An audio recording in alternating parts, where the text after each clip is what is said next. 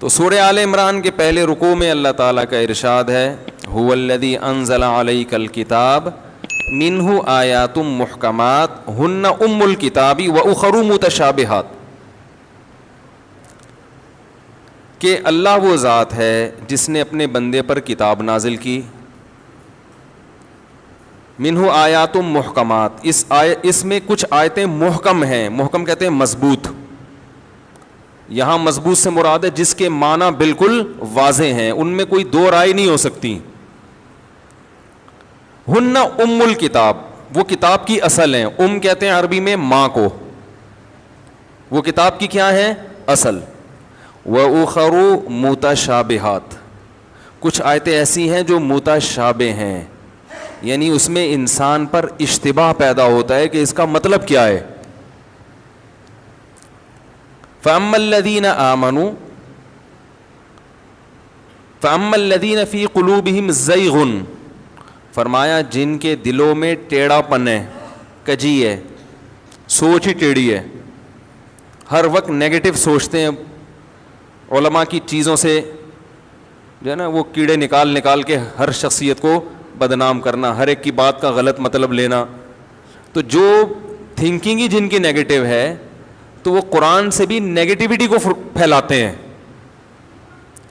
اس سے آپ اندازہ لگاؤ کہ اتنی مثبت کتاب، اس کو بھی غلط مقصد میں استعمال کیا جا سکتا ہے، سمجھ رہے ہیں؟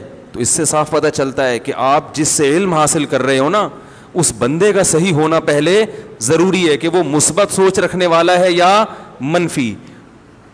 لیبل سب اتفاق کا ہی لگائیں گے، مثبت کا ہی لگائیں گے، پازیٹیوٹی کا ہی لگائیں گے کہ ہم پازیٹیوٹی کو فروغ دے رہے ہیں، لیکن عمل کے نتیجہ کیا نکل رہا ہے؟ تو قرآن سے بھی غلط چیزیں غلط رخ پہ آپ لوگوں کو لے جا سکتے ہیں۔ تو اللہ فرماتے ہیں وہ قرآن کی غلطی نہیں ہے، وہ آپ کی سوچ کی غلطی ہے۔ تو اللہ فرماتے ہیں کہ فَأَمَّا الَّذِينَ فِي قُلُوبِهِمْ زَيْغٌ، کہ جن کے دلوں میں ٹیڑھا پن ہے، بندہ ہی ٹھیک نہیں ہے، فَيَتَّبِعُونَ مَا تَشَابَهَ مِنْهُ، وہ ان آیتوں کے پیچھے پڑتے ہیں جو متشابہ ہیں، جن کا مفہوم واضح نہیں ہے۔ جو ام الکتاب ہے نا، جو اصل ہے، اصل کا مطلب یہ کہ متشابہ کو اس اصل پہ رکھا جائے گا، اس کی تشریح اس اصل کے مطابق کی جائے گی۔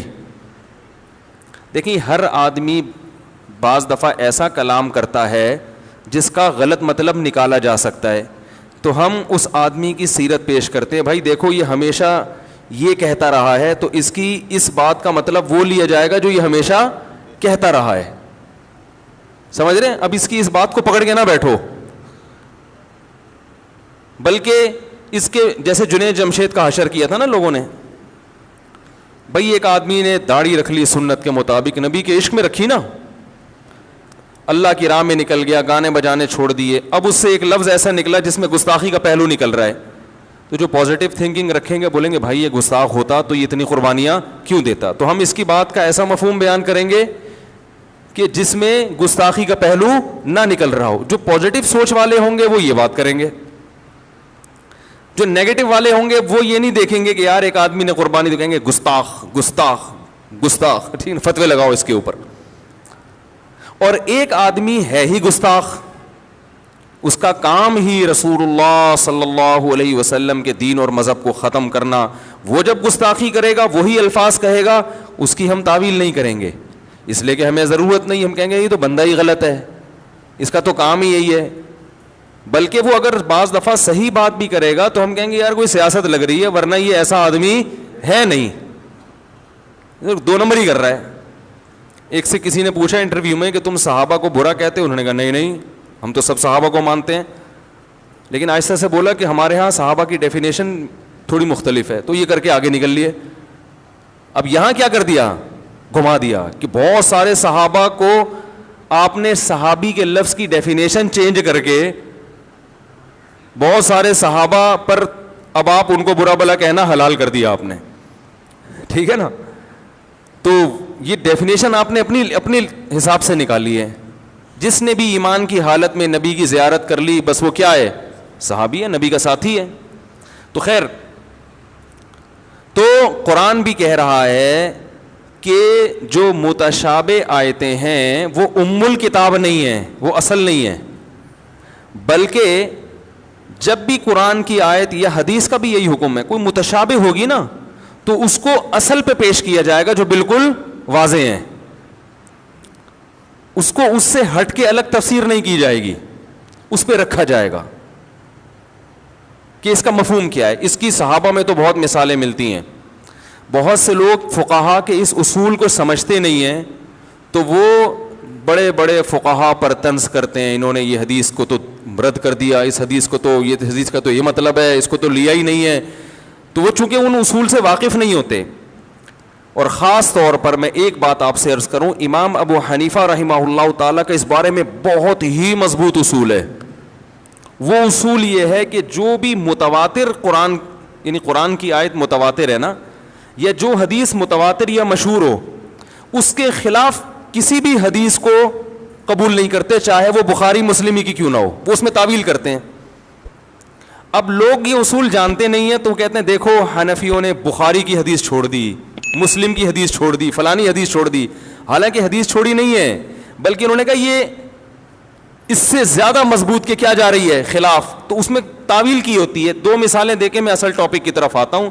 یہ صرف بتانے کا مقصد یہ ہے کہ فنڈر گیری چھوڑ دیں. بڑے بڑے فقہا جو ہے نا, ان سے اعتماد ختم کیا جا رہا ہے امت کے اسلاف سے, کہ ان کو تو قرآن و حدیث کا پتہ ہی نہیں تھا.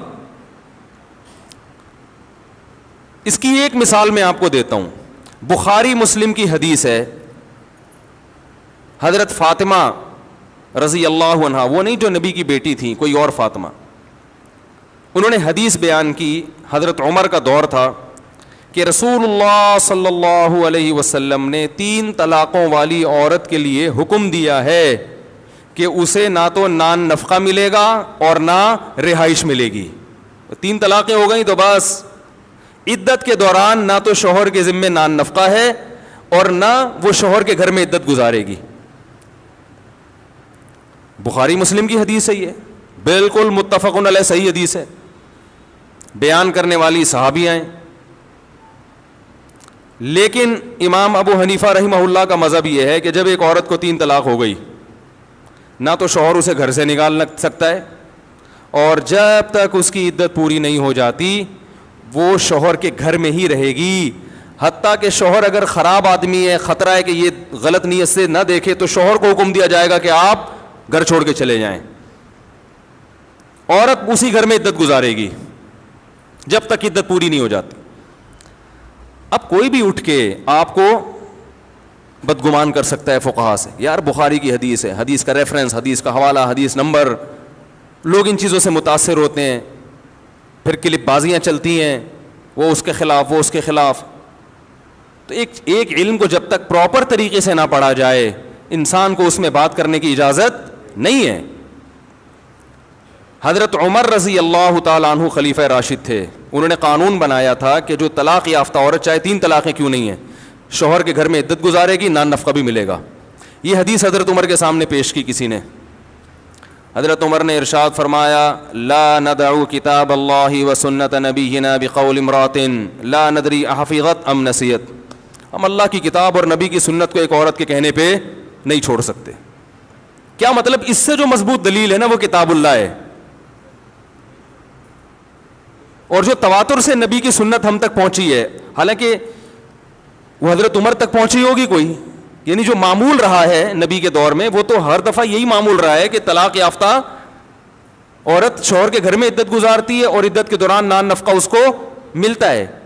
تو اب ایک عورت ایک حدیث بیان کر رہی ہے, ہمیں نہیں پتہ یہ بھول گئی ہے یا اس نے الفاظ کو یاد بھی رکھا ہے. حضرت عمر نے ان کی نہیں قول مانا.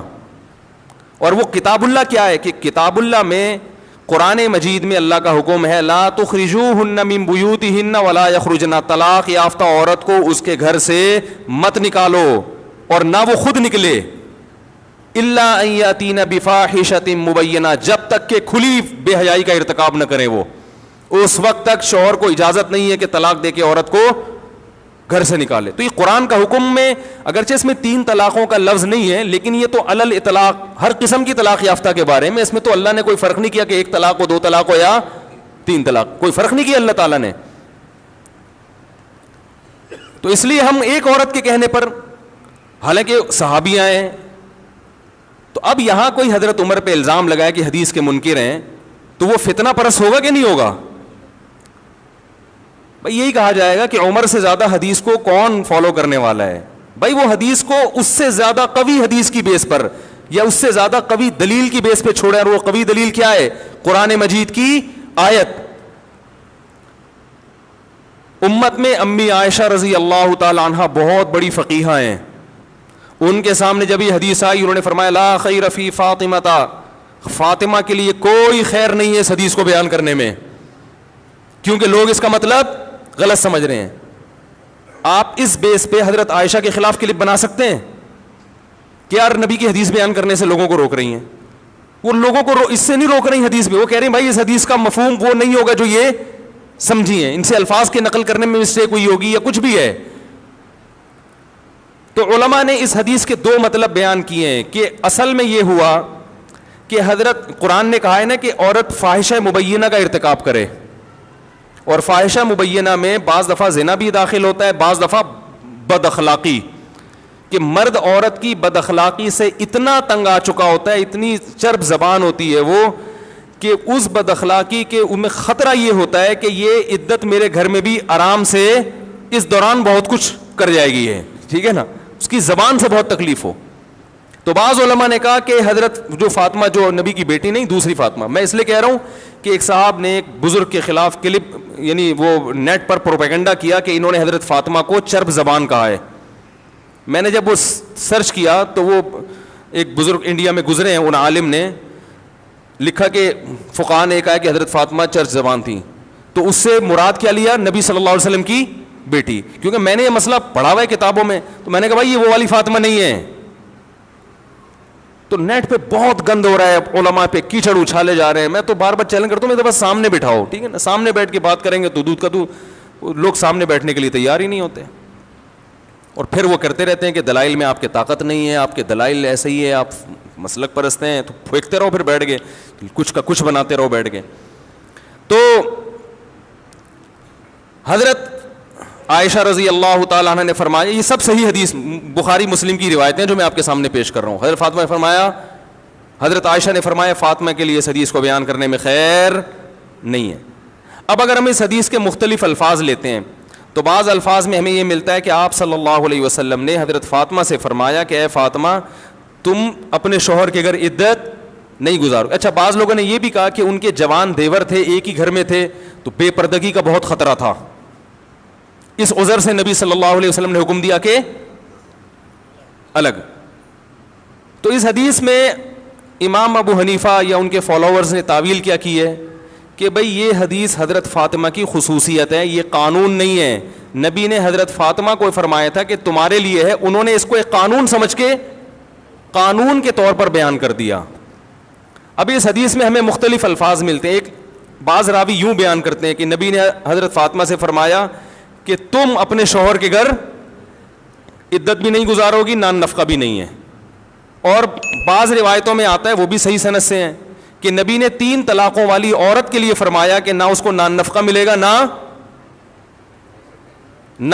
رہائش ملے گی. اب حدیث میں راوی بعض دفعہ الفاظ نبی کے ہوتے ہیں، مفہوم نبی کا ہوتا ہے، مگر راوی کے الفاظ اپنے ہوتے ہیں. یہ بہت ہوا ہے، بخاری مسلم کی حدیثوں میں بھی ہوا ہے. اس لیے کہ علم حدیث میں یہ بات پڑھائی جاتی ہے طلبہ کو کہ روایت بالمعنی یہ بھی شائع تھی اسلاف میں. بالمعنی کا مطلب ہوتا ہے رسول اللہ صلی اللہ علیہ وسلم نے جو الفاظ کہے تو راوی نے ان الفاظ کی رعایت نہیں کی بلکہ اپنے مفہوم میں ان الفاظ کو بیان کر دیا. تبھی ہمیں حدیثیں جو مختلف سند سے ملتی ہیں ایک ہی بات ہوتی ہے لیکن اس میں الفاظ میں تھوڑا فرق آتا ہے، وہ دونوں حدیثیں صحیح ہوتی ہیں. سمجھ میں آ رہی ہے بات؟ جبکہ قرآن کی ورڈنگ میں الفاظ بھی اللہ کے ہیں اور معنی تو ہے ہی، اس لیے وہ بہت مضبوط ہے، اس میں تو لفظ بھی دائیں بائیں نہیں ہوا. تو حدیث مضبوط ہے مگر قرآن سے زیادہ مضبوط نہیں ہے. اس لیے جو امام و حنیفہ خاص طور پر اس معاملے میں بہت حساس ہیں، کہتے ہیں قرآن کی جو نص ہوگی اس کے مقابلے میں خبر واحد چاہے وہ کتنی ہی مضبوط حدیث کیوں نہ ہو، جب تک کہ تواتر تک نہ پہنچ جائے یا حد شہرت تک نہ پہنچ جائے، اس وقت تک اس حدیث کے ظاہری معنی کو جو قرآن کے ظاہر کے خلاف ہوں گے قبول نہیں کیا جائے گا. تو حدیث رد کرنا مقصد نہیں ہے بلکہ قرآن کے ظاہر کو فالو کرنا, کیونکہ حدیث میں روایت بالمعنی ہے, روایت بالمعنی بھی ہوئی ہے کہ میننگ اپنے اس میں بیان کر دی. تو اب وہ اس حدیث کی تعویل یہ کرتے ہیں کہ بھئی یہ حضرت فاطمہ کی خصوصیت تھی, لیکن بعد میں راویوں نے اس کو ایک لا کے طور پر بیان کر دیا کہ 3 طلاقوں والی عورت کے لیے نبی نے یہ حکم دیا, تو لوگ یہ سمجھے کہ یہ قانون ہے کہ جس کو بھی 3 طلاقیں ہوں گی اس کے لیے یہ حکم ہے. اب امام احمد ابن حنبل چونکہ حدیث کے ظاہر کو لیتے ہیں, ان کا یہ اصول ہے, تو امام احمد بن حنبل نے اس حدیث کے ظاہر کو لیا, اس لیے آج بھی سعودی عرب کے علماء یہی فتویٰ دیتے ہیں کہ 3 طلاقوں کے بعد نہ رہائش ہے اور نہ نفقہ ہے. بر صغیر کے علماء کہتے ہیں نہیں رہائش بھی ملے گی اور نان نفقہ بھی. لوگ کہتے ہیں بھائی سعودی عرب کے علماء وہ عرب ہیں, وہ دین کے زیادہ قریب ہیں, ٹھیک ہے نا, وہ تو مکہ اور مدینہ میں رہتے ہیں, یہ انڈیا پاکستان کے مولویوں کو کیا آتا ہے. تو بات یہ ہے کہ انڈیا پاکستان کے مولوی فالو کس کو کر رہے ہیں, وہ ایک ایسے فقیہ کو فالو کر رہے ہیں جس کی فقاہت سب کے ہاں مسلم ہے, ایسے فقیہ کو فالو کر رہے ہیں, اور وہ قدیم ہے ان سب سے, وہ تابعین میں سے ہیں. امام ابو حنیفہ کی ملاقات ہوئی امام مالک سے, پہلے امام مالک امام ابو حنیفہ سے بہت بدگمان تھے, اس لیے بدگمان تھے کہ وہ کیونکہ ان کا مسلک بسا اوقات حدیث کے ظاہر کے خلاف جا رہا ہوتا ہے, حدیث کے ظاہری الفاظ کے, تو اکثر لوگ بدگمان ہو جاتے تھے کہ یہ تو حدیث کو نہیں مانتے. جب امام ابو حنیفہ کی امام مالک سے ملاقات ہوئی, امام مالک نے فرمایا اللہ نے اس شخص کو ایسی صلاحیت دی ہے کہ اگر یہ پتھر کے بارے میں ثابت کرنا چاہے نا کہ یہ سونا ہے تو یہ دلائل سے ثابت کر سکتا ہے. یہ ان کی یعنی اتنی ذہانت اللہ نے اس شخص کو دی ہے.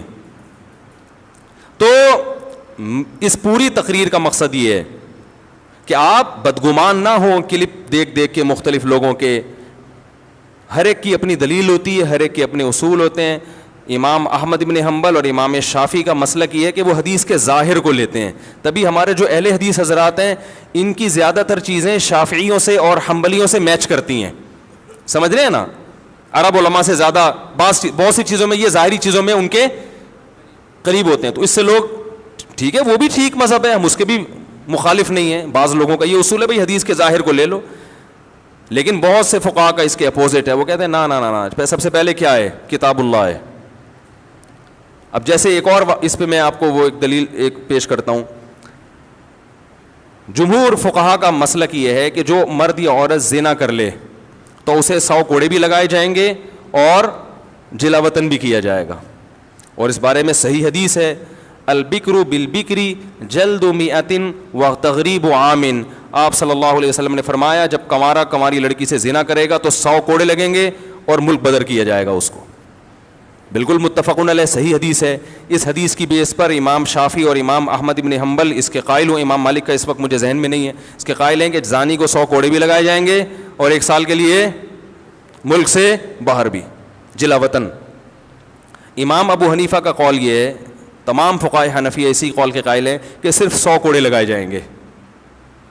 اب کوئی یوٹیوب پہ کلپ بنا کے ڈال سکتا ہے بخاری کی متفقن علیہ صحیح حدیث اور حنفیوں کا مذہب اس کے خلاف. دیکھو حدیث کو نہیں مانتے, یہ تو بخاری کا نام لیتے ہیں, مانتے نہیں ہیں. امام بخاری کی قبر پہ جا کے دعائیں مغفرت ہو رہی ہے, ویسے بخاری کو مانتے نہیں ہیں. بھائی بخاری کو امام بخاری بر صغیر میں پھیلانے والے ہمارے اکابر ہیں, بزرگان دین ہیں, ٹھیک ہے نا, ان کی محنتوں سے بخاری بر صغیر میں پھیلی ہے. تو یہاں بھی مسئلہ یہ ہے کہ قرآن مجید میں سورہ نور میں اللہ نے حکم دیا الزانیۃ والزانی. اب دیکھو میں آیت نمبر نہیں پیش کر رہا, لوگ کہتے ہیں آیت نمبر نہیں, میں پوری آیت پڑھ کے سنا رہا ہوں بھائی. الزانیۃ والزانی فاجلدوا کل واحد منہما 100 جلدہ, زنا کرنے والا مرد اور عورت دونوں کو 100 کوڑے لگاؤ. ہم یہ کہتے ہیں اللہ نے جو زانی کی سزا بیان کی ہے وہ کتنی ہے 100 کوڑے. تو جتنی اللہ نے بیان کر دی اس میں اضافہ نہیں ہو سکتا, لہذا حدیث کو ترک نہیں کی, حدیث میں تعویل کی ہے کہ حدیث میں جو 100 کوڑے ہے وہ تو وہی ہے جو قرآن کا حکم. جو 1 سال کی جلا وطنی وہ سیاستن ہے کہ ہوتا یہ ہے کہ ان دونوں میں عشق معاشقہ ہو گیا تو ان کو 1 سال کے لیے الگ کر دیا جائے. یا جلا وطن کرنے سے فائدہ یہ ہوگا کہ جس علاقے میں انسان گناہ سیکھتا ہے بسا اوقات اس علاقے میں توبہ نہیں کرتا, یہ دوبارہ کرے گا یہ کام. تو اگر حاکم وقت سمجھتا ہے کہ اس کو اس علاقے سے جلا وطن کیا جانا بہتر ہے تو یقیناً کرے حدیث پر، اسی حدیث پر عمل کرے. لیکن اگر وہ یہ سمجھتا ہے کہ ان کو جلا وطن کرنے سے فائدے کے بجائے نقصان ہوگا تو پھر وہ جلا وطن نہیں کرے گا. پھر اس میں حدیث کی مخالفت نہیں ہے، اس لیے نہیں ہے کہ حدیث اس کو شامل ہی نہیں ہے. حدیث صرف ان لوگوں کو شامل ہے جن کو جلا وطن کرنے میں فائدہ ہو رہا ہو، تو یہ حدیث کی مخالفت نہیں ہو رہی ہے. اور وہ یہ بیان کرتے ہیں بسا اوقات جب کسی کو جلا وطن کر دیا جائے، خاص طور پہ عورت کو، تو اس کے پاس کمانے کا کوئی ذریعہ نہیں رہتا، وہ پھر زنا ہی کو پیشہ بنائے گی. اس میں تو بالکل مصلحت کے خلاف ہے کہ اس کو آپ جلا وطن کر دیں. اب اسی بیس پر حنفیہ کو اہل رائے بھی کہا گیا کہ یہ رائے کو دخل، بھائی یہ رائے قرآن و حدیث کو سمجھنے میں ہے، قرآن حدیث کی مخالفت میں نہیں ہے. کہتے ہیں ان کو تو اہل رائے کہتے ہیں، اہل رائے کہتے ہیں. تو اہل رائے کا مطلب سینس استعمال کرتے ہیں قرآن و حدیث کو سمجھنے میں. میں سمجھا پا رہا ہوں اپنی بات؟ تو اتنا ایک مثال دے کر پھر بس آگے چلتا ہوں. اتنا قرآن کے الفاظ کی رعایت کی ہے. یہاں ایک کوئی اشکال یہ کر سکتا ہے کہ حدیث قرآن ہی کی تو تشریح ہے، تو یہاں جب حدیث کو نہیں لیا تو اس کا مطلب قرآن کو بھی نہیں لیا. بھائی تشریح ہے جب قرآن کی آیت میں ابہام ہو، اجمال ہو. جہاں قرآن کی آیت میں اجمال ہے نا، یہ ابہام ہے، سمجھ میں نہیں آ رہا، وہاں حدیث کو لیا ہے. اور وہاں پھر امام حنیفہ نے ضعیف حدیث کو بھی لیا ہے. بات آ رہی ہے سمجھ میں؟ پھر یہ بھی نہیں دیکھا کہ صحیح حدیث ہو، کہا کہ نہیں مل رہی تو ضعیف کو لے لو، اپنی رائے سے کہ بہتر ہے کس کو لے لو. جیسے قرآن میں آتا ہے وَامْسَحُوا بِرُؤُوسِكُمْ، تم اپنے سر کا مسح، سر کے ساتھ مسح کرو، سر کے ساتھ. تو ساتھ کا لفظ بتا رہا ہے کہ پورے سر کا مسح کرنا واجب نہیں ہے، کچھ حصہ ہے. اب کچھ حصہ کیا ہے اس کو قرآن ڈیفائن نہیں کر رہا. اب بھائی کتنی مقدار، جب تک پورے سر کا تو ثابت ہو رہا ہے کہ نہیں ہے، اب کتنی مقدار ہے اس کے بارے میں کوئی نہ حدیث ملتی ہے نہ قرآن کی آیت ملتی ہے، تو کچھ بھی نہیں مل رہا. اب اپنی رائے سے کہتے ہیں کہ 1/3 2/3، اپنی رائے اس وقت استعمال کی جائے گی جب قرآن و حدیث میں دور دور تک کوئی اشارہ بھی نہ مل رہا ہو. تو امام صاحب کہتے ہیں اشارہ مل رہا ہے. وہ اشارہ کیا ہے؟ حدیث میں آتا ہے کہ مغیرہ ابن شعبہ رضی اللہ تعالیٰ عنہ فرماتے ہیں ان نبی صلی اللہ علیہ وسلم اتا سباطۃ قوم فبال وتوضأ ومسح علی ناصیتہ. آپ صلی اللہ علیہ وسلم ایک جگہ تشریف لے گئے، وہاں آپ نے پیشاب فرمایا اور وضو کیا اور اپنی پیشانی پر مسح کیا. آپ نے کس پر مسح کیا؟ پیشانی پر. اب اس حدیث کی بیس پر امام احمد بن حنبل کہتے ہیں پگڑی اگر پیشانی پر ہو نا، وہ پگڑی بھی تھی، تو یہ بھی مسح کافی ہے. اور بعض فقہا اس کے قائل ہیں، یعنی حدیث کے ظاہر کو لیا. امام صاحب کہتے ہیں قرآن کیا کہہ رہا ہے؟ سر کا مسح ہوگا، پیشانی نہیں. تو حدیث میں انہوں نے تعویل کی کہ یہاں پیشانی سے مراد پیشانی کے بقدر، کیونکہ بعض دفعہ مضاف کو حذف کر دیا جاتا ہے کلام میں. آپ کہتے ہیں میری گاڑی پنچر ہو گئی ہے، تو گاڑی کا ٹائر پنچر ہوا ہوتا ہے.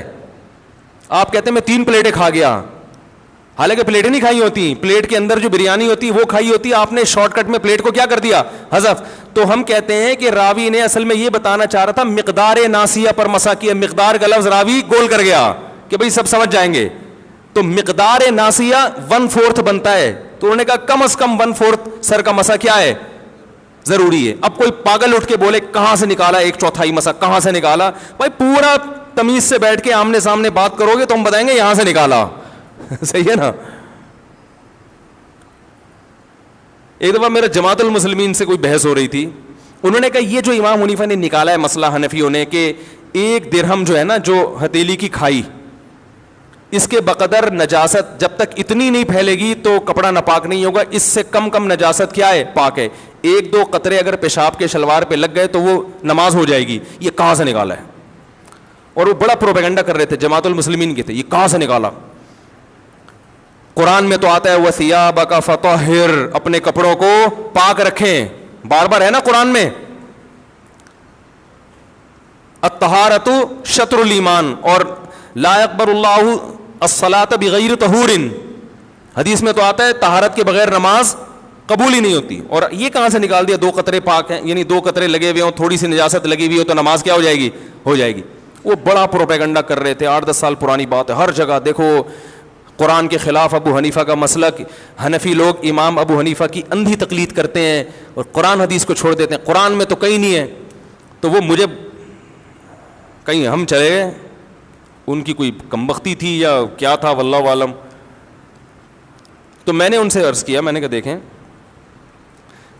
آپ قرآن میں جہاں یہ آتا ہے نا اپنے کپڑوں کو پاک رکھیں, قرآن میں یہ بھی آتا ہے ما جعل علیکم فی الدین من حرج, اللہ نے تمہارے دین میں ذرا بھی تنگی, ذرا بھی کا ترجمہ بھی جو گرامر جانتا ہے وہ کہے گا, من حرجن کا مطلب یہ نہیں کہ اللہ نے تنگی نہیں رکھی, من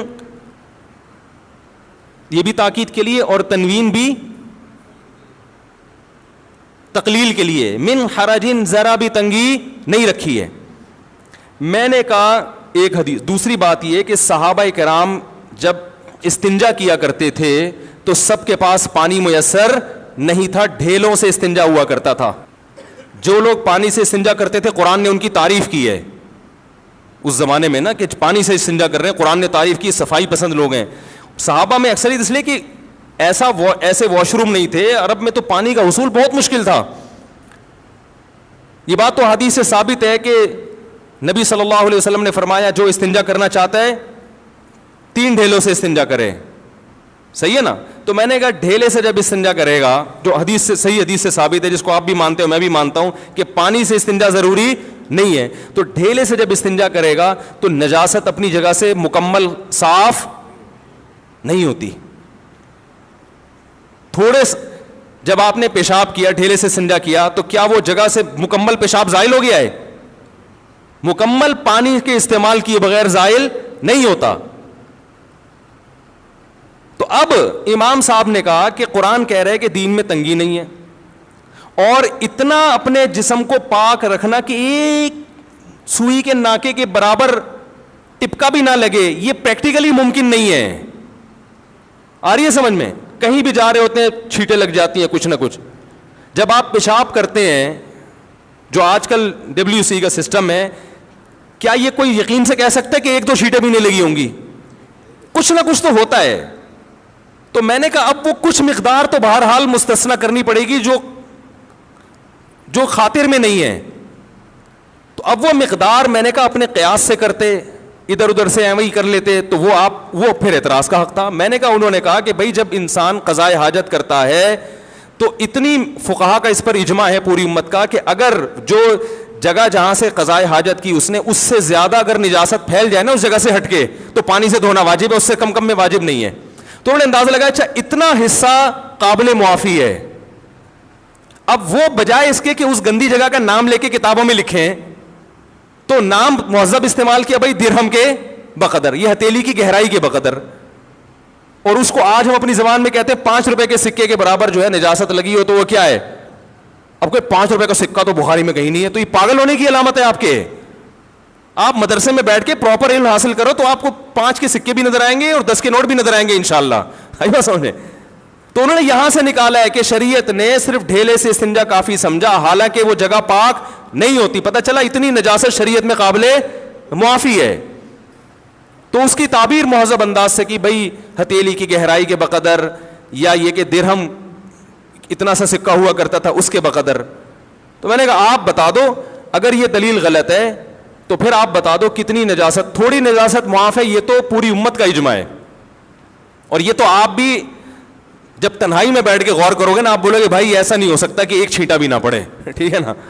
آپ بھی کہو گے یار یہ تو نہیں ہو سکتا, ناممکن ہے.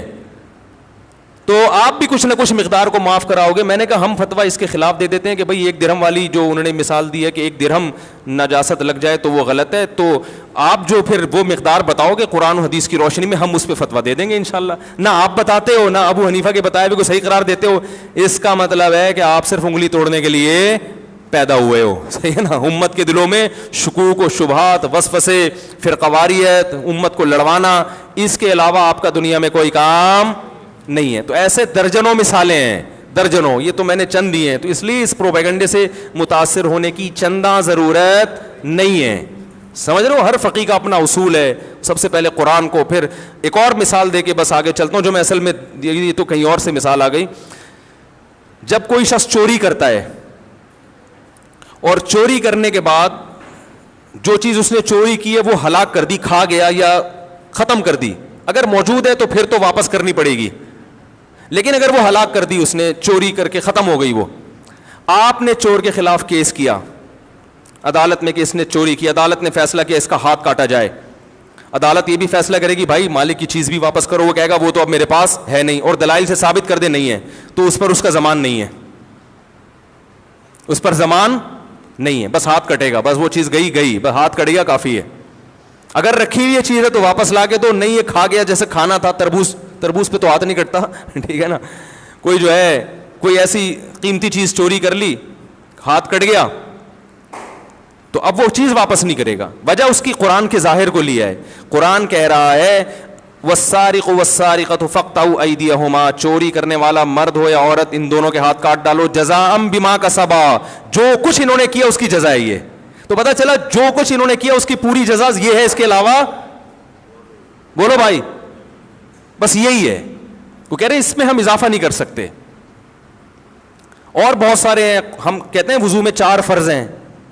اچھا یہ بھی ذہن میں رکھیں, بعض دفعہ یہ ہوتا ہے کہ 2 حدیثیں دونوں صحیح ہوتی ہیں,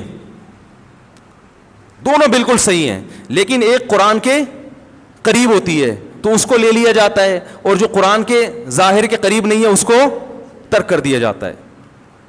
تو جس کو ترک کیا جا رہا ہے اس پہ الزام لگائے جاتے ہیں یہ بخاری کی حدیث سے اس کو ترک کر لیا, ترمذی والی لی, بھائی ترمذی والی ٹھیک ہے بخاری میں نہیں ہے لیکن وہ قرآن کے زیادہ قریب ہے. تو اس کی بہت مثالیں ہیں, پھر وہ ہمارا ٹاپک رہ جائے گا, میں جلدی سے اس ٹاپک کی طرف آتا ہوں.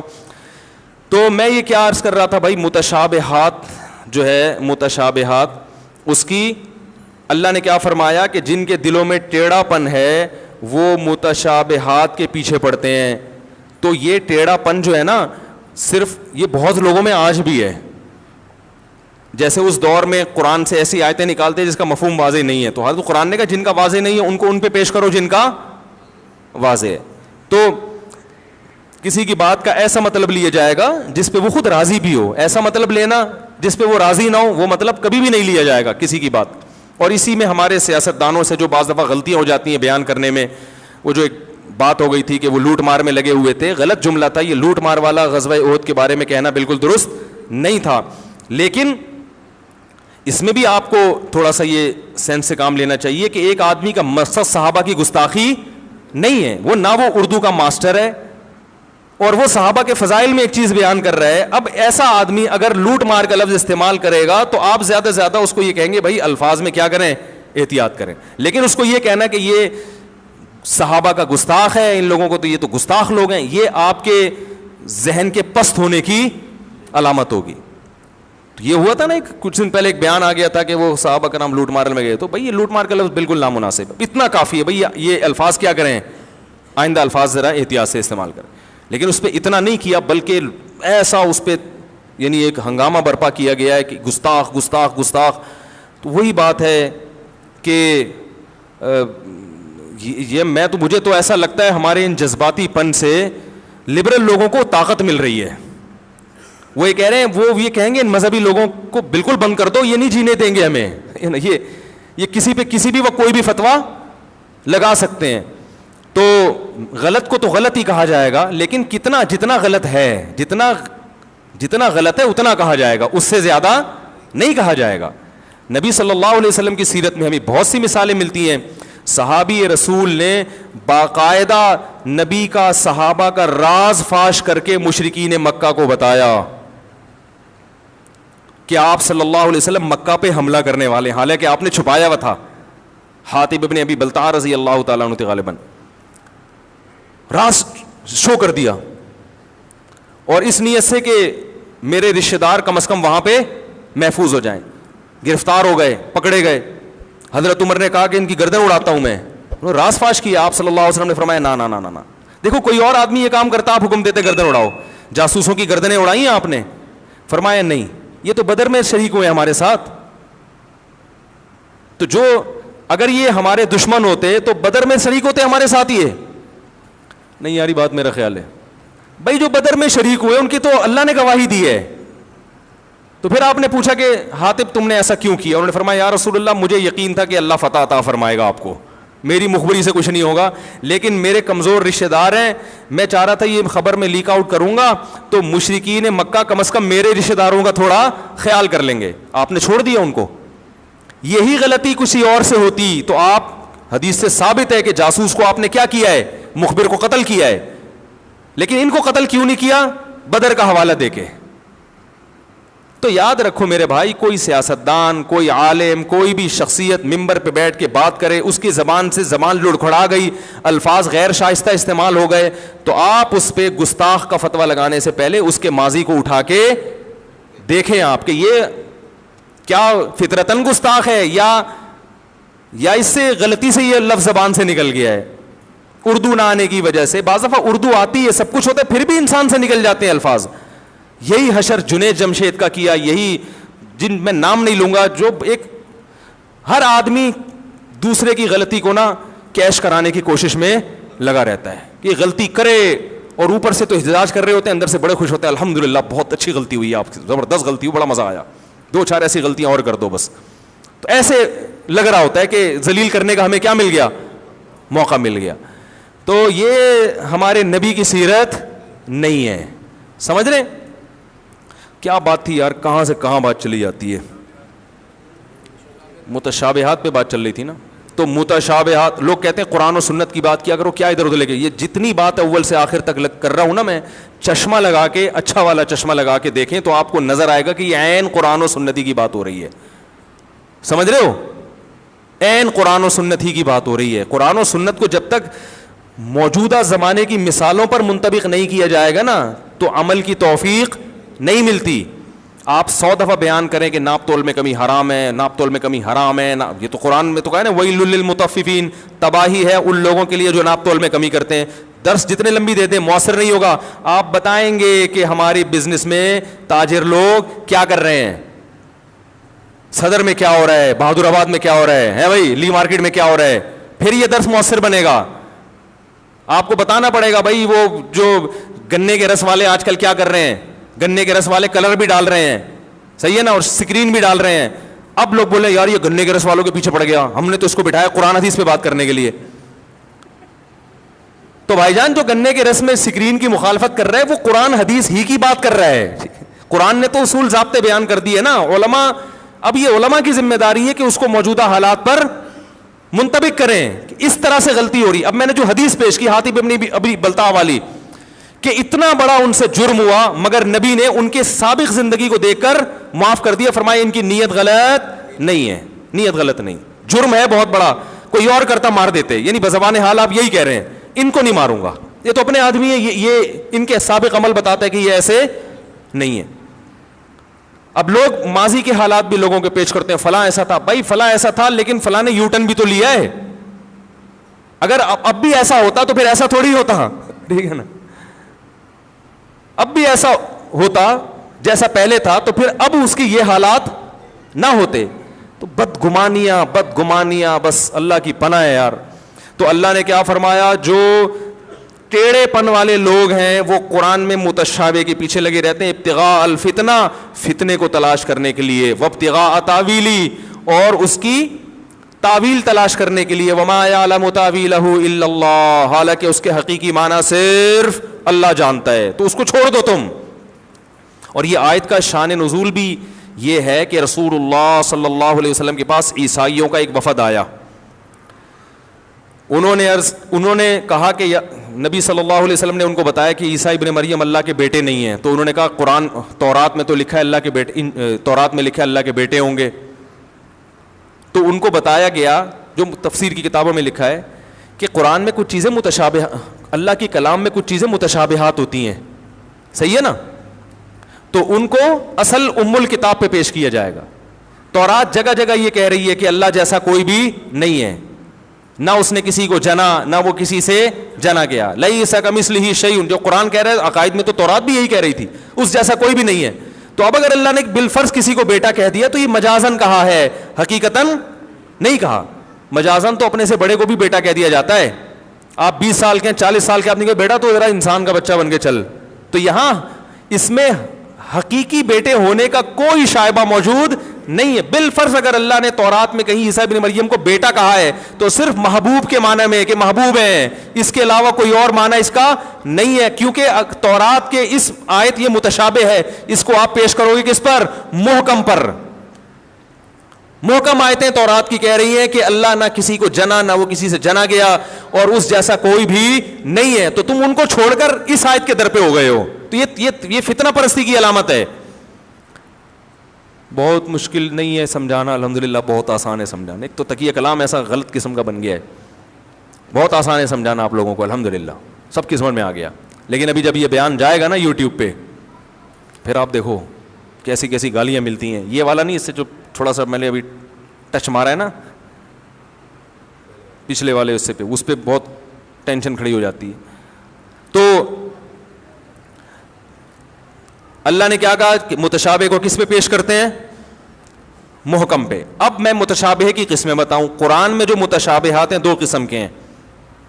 ایک متشابہ المعنی کہ جس کا حقیقی معنی ہی معلوم نہیں ہے, جیسے الف لام میم نون کاف ہا یا عین صاد, ان کا حقیقی معنی ہی معلوم نہیں ہے کہ کیا, اس میں ہم کہتے ہیں اللہ اعلم بمرادی. ایک متشابہ وہ ہیں جن کے حقیقی معنی تو معلوم ہے مگر اس کی کیفیت ہمیں معلوم نہیں ہے. الرحمن علی العرش استوى, رحمان عرش پر مستوی ہو گیا. مستوی ہونا کہتے ہیں کہیں جگہ جا کے قرار حاصل کرنا, بیٹھ جانا. اللہ عرش پر بیٹھ گیا جا کے, ظاہری ترجمہ تو اس کا یہ ہوگا. تو ہم یہ نہیں کہہ سکتے اس کا لفظی ترجمہ ہمیں نہیں آتا, بھائی وہ تو آتا ہے. اب اس کی کیفیت کیا ہے؟ یہ متشابہات میں سے, کیونکہ اللہ کا بیٹھنا ہمارے بیٹھنے جیسا نہیں ہے, اللہ کا کسی جگہ قرار حاصل کرنا ہماری طرح نہیں ہے. تو جس کی طبیعت میں فتنہ ہوگا وہ ان آیتوں کو عوام میں بیان کرے گا اور اس پہ مناظرے کرے گا, اس پہ لڑے گا. اور جو قرآن کہہ رہا ہے والراسخون فی العلم, جو علم میں مضبوط لوگ ہیں, گہرے ہیں, وہ کیا کہتے ہیں کل من عند ربنا, سب اللہ کی طرف سے ہے, ہم سب پر ایمان لائے. اے اللہ تو ہی جانتا ہے اس کی حقیقت کیا ہے, تو یعنی اس کی کیفیت کیا ہے. تو اس لیے اسی طرح حدیث میں قرآن میں آتا ہے, حدیث میں بھی ایسی بہت ساری آیتیں آئی ہیں. حدیث میں آتا ہے رات کے آخری حصے میں اللہ آسمان دنیا پہ آ جاتے ہیں اور کہتے ہیں حل میں مستغفر اغفر لہ, کوئی ہے گناہوں سے معافی مانگنے والا, میں اس کے گناہوں کو معاف کروں. اب جو عقل مند ہے وہ کہتے ہیں بھائی اللہ آتا ہے جیسے آتا ہے, ہمیں کیا پتا. وہ اس موقع سے فائدہ اٹھاتا ہے, کہتا ہے اس کا جو روح ہے نا اس حدیث کی, وہ یہ کہ رات کے آخری حصے میں دعائیں زیادہ قبول ہوتی ہیں. وہ رات کے آخری حصے میں اٹھے گا, گڑ گڑائے گا, اللہ سے کاروبار مانگے گا, رزق مانگے گا. اور جو فتنہ پرست ہے وہ کہے گا اللہ جب یہاں آتا ہے رات کے آخری حصے میں تو امریکہ میں تو دن ہو رہا ہوتا ہے, تو وہاں اللہ وہیں اوپر ہی ہوتا ہے, پاکستان میں نیچے آ جاتا ہے. یہ تو عجیب سی بات ہو گئی, تو ساڑھی عقل نہیں آ رہی. پھر ویسے کتابیں لکھے گا اس کا یہ مطلب ہے, اس کا یہ مطلب ہے, اپنی بھی صلاحیتیں برباد کرے گا, قوم کی بھی مل جائے گا آپ کو یوٹیوب پہ, آپ دیکھو اس پہ مناظرے مل جائیں گے آپ کو. بھائی اللہ ہی جانے یار, ہمیں تو ہمیں اب اللہ ہماری طرح کا تھوڑی ہے کہ ہم اس کو کہیں یوں کر کے آ رہا ہے تو یوں کر کے آ رہا ہے. بھائی اللہ آتا ہے بس, جو ہمیں نہیں پتا کیسے آتا ہے بس. قرآن حدیث میں آتا ہے, قرآن میں تو اللہ کے ہاتھ کا بھی تذکرہ ہے کہ اللہ کا ہاتھ, اور حدیث میں آتا ہے کہ اللہ کے دونوں ہاتھ دانے ہیں. اب یہ اور عجیب, پہلے تو اللہ کے ہاتھ کا مطلب کہ بھائی اللہ تو ہاتھ پاؤں کا محتاج تھوڑی ہو, پھر دونوں دائیں کیسے؟ رائٹ اور لیفٹ جو ہے نا یہ تو ایک دوسرے کی نسبت کہا جاتا ہے. یہ چیز لیفٹ ہے اس کی نسبت, اور یہ رائٹ ہے اس کی نسبت. اگر میں یہاں لے آؤں یہ تو یہ لیفٹ بن گئی اس کی نسبت. لیفٹ رائٹ بذات خود تو کچھ نہیں ہوتا نا, لیفٹ کا مطلب ہوتا ہے اس کی نسبت لیفٹ میں ہے. تو دونوں ہاتھ رائٹ عقلی طور پر تو پاسبل ہے ہی نہیں. جب ایک ہاتھ ہے تو اس کے مقابلے میں دوسرا یقیناً لیفٹ ہی ہوگا, لیکن حدیث میں آتا ہے دونوں کیا ہیں رائٹ, کیونکہ لیفٹ جو ہے نا, لیفٹ کا لفظ ایک نحوست کی علامت سمجھا جاتا ہے. تو اللہ کے ہاتھ میں تو برکت ہی ہے بھائی. تو اس لیے ہم کہیں گے بھائی جیسے ہے, ایک روایت میں یہ بھی آتا ہے کہ اللہ روٹی پکائیں گے اپنے بندوں کے لیے قیامت کے دن, ٹھیک ہے نا. اب جو سینس لیس لوگ ہیں وہ تو پاگلوں کی طرح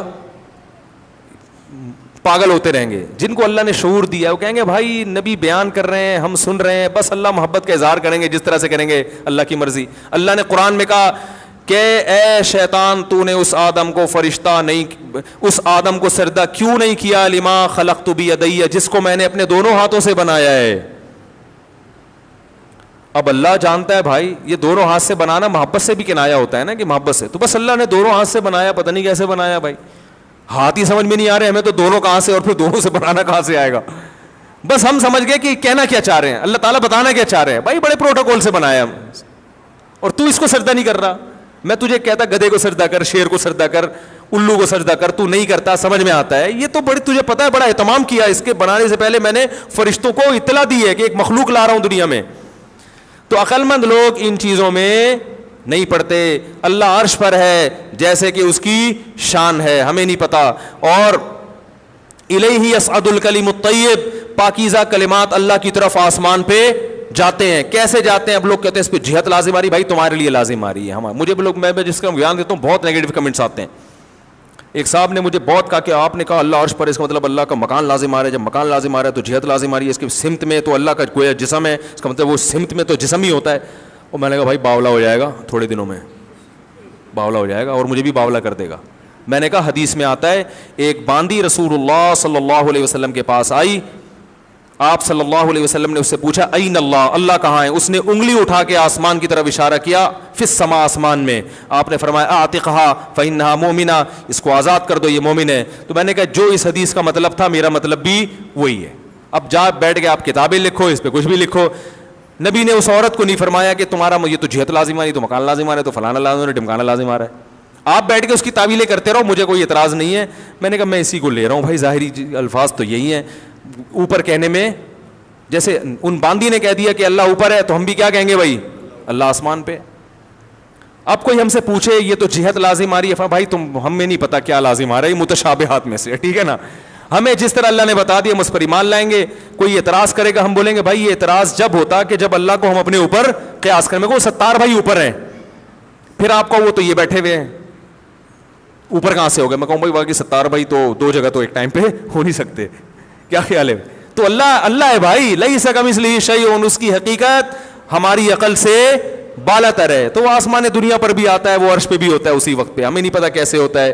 اور بعض علماء نے کہہ دیا اللہ کی رحمت آتی ہے آسمانوں پہ, تو اس کو اللہ نے آنے سے تعبیر کیا. وہ بھی بہت سے علماء کا مذہب ہے کہ اس میں تعویل کی جائے گی, لیکن ایسی تعویل جو قرآن و حدیث سے میچ کر رہی ہو. ہم اس مذہب کو بھی درست مانتے ہیں, لیکن ہم کہتے ہیں کہ تعویل کی ضرورت نہیں ہے, کہ جب ایک لفظ ظاہر ہے تو اس کو ظاہر پر ہی چھوڑ دیا جائے, ٹھیک ہے نا. تو متشابہ کے دو ہو گئے, ایک متشابہ المعنی کہ جس کے مطلب ہی معلوم نہیں ہے, اور ایک متشابہ الکیف, حقیقی مطلب تو معلوم ہے, کیفیت معلوم نہیں ہے. ہاتھ ہے, حدیث میں آتا ہے اللہ اپنی پنڈلی کو ظاہر کریں گے, لوگ سردے میں گر جائیں گے. اور حدیث میں آتا ہے والسماوات مطویات بیمینی والارض جمیعا قبضۃ, قیامت میں ایک مٹھی میں زمین ہوگی اور سارے آسمان اللہ کے دائیں ہاتھ میں لپٹے ہوئے ہوں گے, ٹھیک ہے نا. تو بس جو اللہ کا مطلب ہے. باقی قرآن کی جو آیتیں الحم سے لے کے والناس تک, اس میں قرآن کہہ رہا ہے لیس کمثلہ شیء, اللہ جیسا کوئی بھی نہیں ہے, تم اس کی ادراک نہیں کر سکتے. اس کو ہم صفات سے پہچانتے ہیں. صفات اللہ نے جگہ جگہ بیان کی, لا الہ الا ہو, کوئی عبادت کے لائق نہیں اس کے سوا, الحی, زندہ ہے, القیوم, ہر چیز کو تھامنے والا ہے, لا تأخذہ سنۃ, اسے نہ کبھی اونگ آتی ہے, ولا نوم, نہ کبھی نیند آتی ہے, لہ ما فی السماوات وما فی الارض, جو کچھ آسمانوں میں زمین میں سب اسی کا ہے, ولا یؤودہ حفظہما, کروڑوں اربوں سالوں سے حفاظت کر رہا ہے, کرتا رہے گا, ان کی حفاظت اس کو ذرا بھی تھکاتی نہیں ہے. ولا یحیطون بشیء من علمہ الا بما شاء, تمہارے پاس جو علم ہے اللہ کے مقابلے میں بہت تھوڑا ہے, اور وہ بھی اتنا جتنا اللہ نے چاہا, جو نہیں چاہا وہ تو پھٹکتے رہو گے, نہیں حاصل ہوگا پھر بھی. بشیء من علمہ, یہاں بھی شیء میں تنوین تقلیل کے لیے, کچھ بھی نہیں ہے, ککھ بھی نہیں ہے تمہارے پاس جو تم کہتے ہو نا یہ اتنی نالج, یہ نالج ہے بھائی, 2 گردے ہوتے ہیں, ٹھیک ہے نا, ٹھیک ہے. جب پہلی دفعہ سائنسدان نے گردے ایجاد کیے تھے تو کتنے بھائی, کڈنی کتنے, 2, وہ بڑا خوش ہوا تھا. لیکن اب سائنسدان اس پہ مذاق اڑاتے ہوں گے, بھائی یہ کون سا علم تھا یار, تو نے 2 گردے تھے. تو آج سے 500 سال کے بعد جو آج کے سائنسدان ہیں, 500 سال بعد والے ان کا مذاق اڑانے گے, یعنی کہ کیا نالج تھی بیچاروں کی, یہ اس پہ خوش تھے کہ ہم نے پتھری ریز کے ذریعے پتھری نکال دی ہے, اور ہم تو بندہ بھیج کے, ٹھیک ہے نا, وہ پتہ نہیں کہاں تک ٹیکنالوجی پہنچنے والی ہے. تو یہ وہ بھی کچھ بھی نہیں ہے اللہ کے علم کے مقابلے میں. فرمایا کچھ بھی نہیں ہے, بما شاء, جتنا چاہوں میں دے دوں, باقی تم سب جاہل ہو. ولا یحیطون بشیء من علمہ الا بما شاء وسع کرسیہ السماوات والارض. اب یہ کرسی کا لفظ پھر آ گیا, اس کی جو کرسی ہے وہ آسمانوں اور زمینوں کو گھیرے ہوئے. اب کرسی تو بادشاہوں کی ہوتی ہے. اب کوئی پاگل بولے گا یار اللہ کی کرسی کا مطلب اللہ بیٹھتا بھی ہوگا اس پہ, جب بیٹھتا ہوگا تو پھر مکان لازم آ رہا ہے, پھر جسم, پھر اس کے 4 پائے اللہ کا وزن معاذ اللہ کیسے اٹھا رہے ہیں, پھر وہ کرسی گول کیسے. ارے بھائی بادشاہوں کی کرسی ہوتی ہے, اللہ نے کہا میری بھی کرسی ہے. بادشاہ کی کرسی چھوٹی ہوتی ہے, اللہ کی کرسی اللہ کے حساب سے پورے آسمان زمین کو گھیرا ہوا ہے. بس کافی ہے اتنا نالج کے لیے, ٹھیک ہے نا, اس سے زیادہ آگے جانے کی چندہ ضرورت نہیں ہے. وسع کرسی السماوات والارض ولا یؤوده حفظهما وهو العلی العظیم. آخر میں اللہ نے آیت الکرسی کو ختم کیا کہ علی بھی ہے اور عظیم بھی ہے. علو مرتبے کے لحاظ سے, عظمت ہر لحاظ سے اس میں بلندی ہی بلندی ہے. تو ان صفات میں آیتیں محکم ہیں, اس میں کوئی اشتباہ نہیں رکھا اللہ نے. تو یہ متشابہات آیتیں ہیں دو طرح کی, کہ کچھ متشابہ المعنی ہوتی ہیں اور کچھ متشابہ الکیف. کیفیت ان کی کیا ہوتی ہے, مجہول ہوتی ہے, لیکن اس کا مفہوم واضح ہوتا ہے. اور وہاں جہاں قرآن میں اجمال آئے گا تو وہ پھر حدیث میں اس کی تشریح ہوگی, اور جہاں قرآن اور حدیث دونوں میں اجمال ہے تو وہاں فقہا تشریح کرتے ہیں. سمجھ رہے؟ اللہ تعالی ہمیں سمجھنے کی, عمل کی توفیق عطا فرمائے.